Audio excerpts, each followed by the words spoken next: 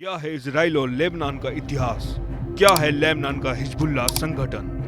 अक्टूबर 2023 में जब हमास ने इजराइल की सीमा में घुसकर 1000 से ज्यादा आम लोगों का नरसंहार किया, तभी पूरी दुनिया को पता था कि इजराइल इसका बड़ा बदला लेगा। पहले इजराइल ने गाजा पट्टी में भीषण हमला किया। ऐसा करते ही लेबनान के आतंकी समूह हिजबुल्लाह ने भी इजराइल पर हमले शुरू कर दिए। हालांकि बुधवार को इजराइल ने कुछ ऐसा कर दिया जिससे पूरी दुनिया हैरान हो गई है। इजराइल ने एक ही दिन में हमास के मुखिया इस्माइल हानिया और हिजबुल्लाह के टॉप कमांडर फौद शुक्र को मार गिराया है। लेकिन इजराइल और लेबनान के सशक्त संगठन हिजबुल्लाह के बीच जंग क्यों होती है? दोनों के बीच दुश्मनी का इतिहास क्या है? आइए जानते हैं।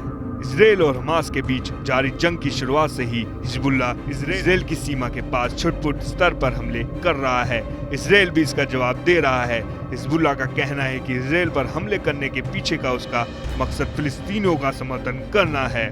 लेकिन हाल ही में इजराइल के कब्जे वाले गोलन हाइट्स पर एक रॉकेट हमला हुआ। इस अटैक में 12 इजरायली बच्चे मारे गए। इजराइल ने इसका आरोप हिजबुल्लाह पर लगाया। अब इजराइल ने लेबनान की राजधानी बेरूत पर कई हवाई हमले किए और हिजबुल्लाह के टॉप कमांडर फौद शुक्र को मार गिराया। हिजबुल्लाह की स्थापना साल 1982 में ईरान के रेवोल्यूशनरी गार्ड द्वारा इजरायली सेना से लड़ने के लिए की गई थी। इसके लड़ाकों को ट्रेनिंग और फंडिंग ईरान ही करता है।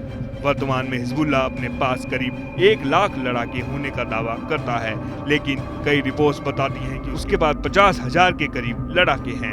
हिजबुल्लाह के पास बड़ी संख्या में छोटी और इजराइल के अंदर तक मार करने वाली मिसाइलों का जखीरा भी है। छोटी सेना होने के बाद भी लेबनान ने अरब देशों के साथ मिलकर इजराइल के खिलाफ जंग छेड़ दी थी। इजराइल ने सभी देशों को हराया और लेबनान के दक्षिणी भाग पर स्थायी कब्जा कर लिया।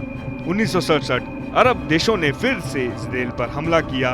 लेबनान की कुछ सेना ने भी युद्ध में भाग लिया, लेकिन हार गए। हजारों की संख्या में फिलिस्तीनी शरणार्थी लेबनान में घुस गए। साल 2023 के अंत तक इजराइल और लेबनान की सीमा पर कभी कभार हमले देखने को मिलते थे। हालांकि 7 अक्टूबर 2023 के बाद से इजराइल हमास जंग ने मामला बिगाड़ दिया। इजराइल और लेबनान की सीमा पर अब लगातार हमले हो रहे हैं। हाल ही में रॉकेट हमलों में 12 इजरायली बच्चों की मौत ने एक बार फिर से इजराइल और लेबनान के बीच पूर्ण युद्ध का खतरा बढ़ा दिया है।